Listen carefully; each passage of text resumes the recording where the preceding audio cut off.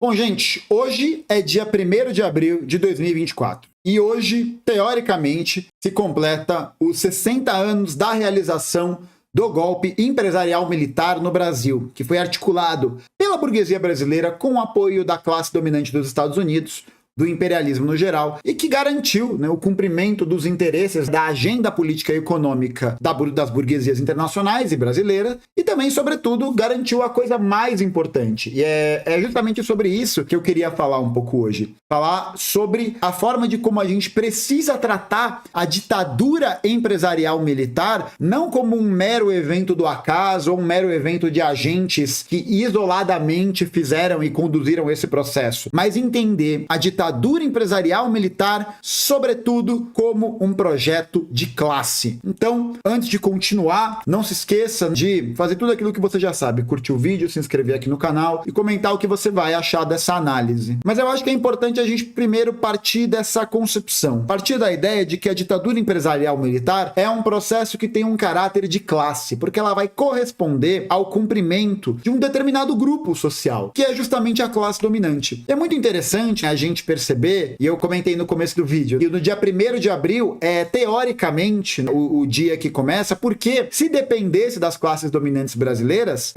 o aniversário da dita Revolução de 64, entre muitas aspas, é muitas vezes creditado no dia 31 de março. Por quê? Porque o dia do golpe, que é hoje, para os militares, acabou criando um certo receio em comemorar, em celebrar a memória desse dia no dia da mentira. Então eles acabaram transferindo essa data para o dia de ontem. Mas, na verdade, o golpe, o desfecho, foi realmente realizado no dia 1º de abril. A deposição do João Goulart foi realizada, de fato, no 1º de abril. E é interessante a gente analisar que a base do que vai legitimar a ditadura militar brasileira foi muitas vezes baseada em ideias que eram, assim como é o dia da mentira, mentiras. Então, os setores dominantes da política brasileira vão utilizar como elementos de legitimidade que a ditadura veio para poder salvar a democracia, para poder combater a corrupção. Mas, na verdade, a ditadura empresarial militar serviu para uma coisa, para desmobilizar os movimentos e articulações populares que aconteciam nos anos 60 no Brasil. Essa é a real. A principal função da ditadura militar foi essa: desarticular a organização desses movimentos. Justamente porque o golpe tinha como principal alvo, logo de saída, os comunistas, os sindicalistas e os militares que eram críticos ao golpe militar. Inclusive, tem um episódio do podcast do História Cabeluda, que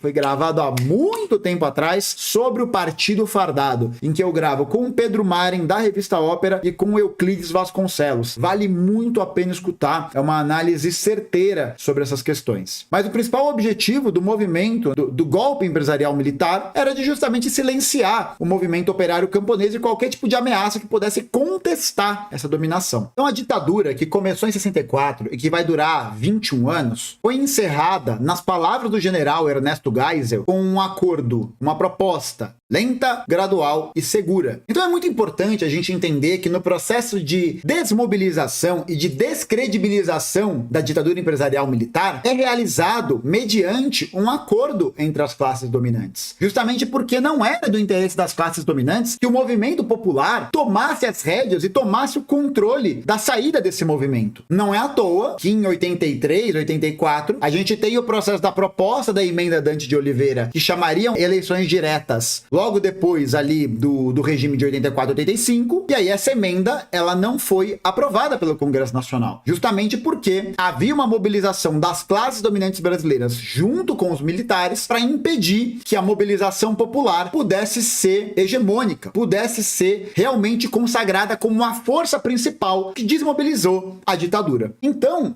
é muito complicado porque hoje são essas mesmas classes que cinicamente se dizem defensoras da democracia.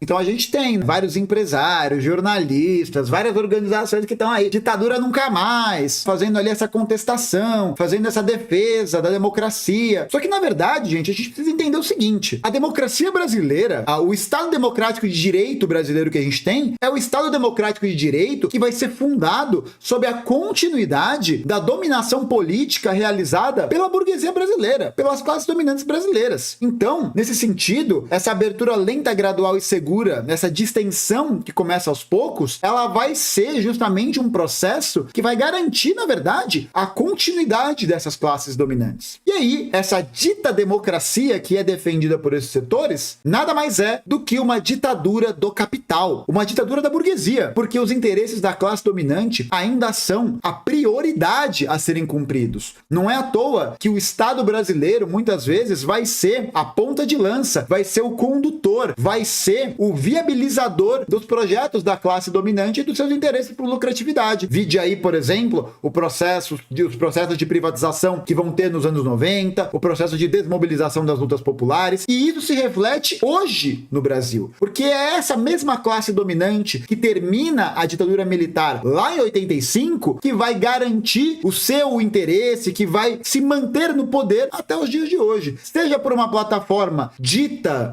de direita ou uma plataforma dita de esquerda. Então o que a gente tem hoje é a continuidade de um projeto que a classe dominante brasileira está muito bem obrigada. Por quê? Porque cumpre diametralmente com os seus interesses. Então, não é à toa que é nesse estado de coisas, nesse movimento, que a gente tem justamente a burguesia utilizando os políticos, utilizando o Estado a seu favor, para poder cumprir com os seus projetos, para poder cumprir com uma agenda político-econômica que vai colocar o Brasil e a classe trabalhadora brasileira em um local de amplitude da sua exploração, de ampliação do seu processo de precarização. E aí esse rodízio ele é feito tanto por político, tanto pela galera ali do PS, foi feito pela galera do PSDB, depois é feito pelo regime social liberal do PT, depois é feito com um golpe que é aplicado na Dilma, e a gente tem a continuidade permanente dessa classe dominante e que, nos momentos de crise e nos momentos em que ela se vê ameaçada por uma ascensão das massas, dos proletários, da classe trabalhadora, ela se volta para a utilização de instrumentos que vão impedir que esses movimentos ganhem essa amplitude e ganhem essa importância de mobilização. E isso diz muito respeito também, e aí muito importante dizer, que isso não é só algo que vem da classe dominante, porque é muito importante a gente entender que a classe dominante, a burguesia brasileira, ela tem o seu projeto, ela tem o seu projeto de dominação, ela tem o seu projeto da sua economia política, ela tem o projeto da manutenção do Brasil no lugar da dependência das relações mundializadas capitalistas, ela tem essa intenção. Mas o que chama muito a atenção nesse aniversário de 60 anos do golpe da ditadura empresarial militar é o silêncio aterrador do governo, da gestão Lula-Alckmin sobre isso. Um silêncio que é substancialmente apoiado, como foi dito pelo Lula, em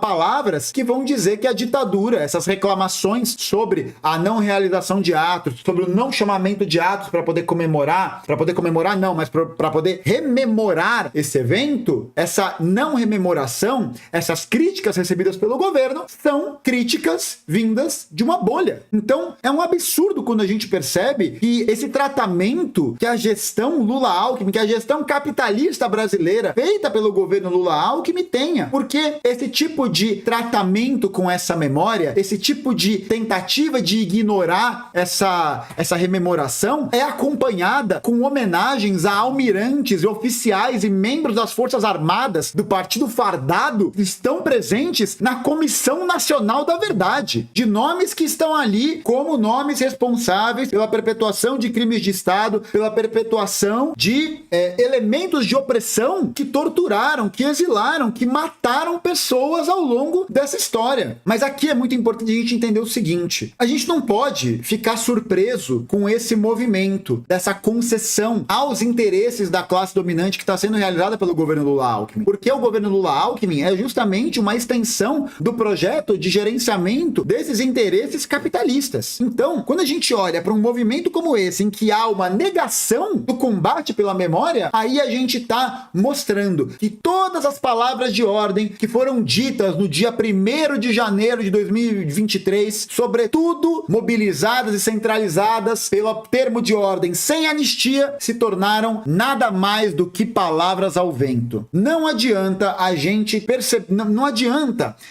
ver que que a ditadura nunca mais, a gente é contra, nós temos ódio e nojo à ditadura, e temos ódio e nojo à ditadura empresarial militar. Nós temos ódio e nojo a esse processo porque essa ditadura cumpre os interesses que garantem a continuidade da exploração dos trabalhadores, da exploração das pessoas. Essa continuidade que acontece é uma continuidade que beneficia somente alguns grupos da sociedade brasileira. Então, quando a gente tem a negação do cumprimento, a negação para a realização de uma retomada de uma memória histórica, o que a gente tem é a transformação dos termos ódio, nojo, ditadura nunca mais, em nada além de palavras ao vento. Essa é a verdade. Há o impedimento da realização de um processo histórico como a ditadura empresarial militar não é impedido por palavras bonitas, não é impedido por nota de repúdio, não é impedido por post de internet. O repúdio à ditadura é fundamental. O repúdio à ditadura empresarial militar é fundamental. A questão principal é que a ditadura empresarial militar foi fruto de um processo concreto da luta de classes.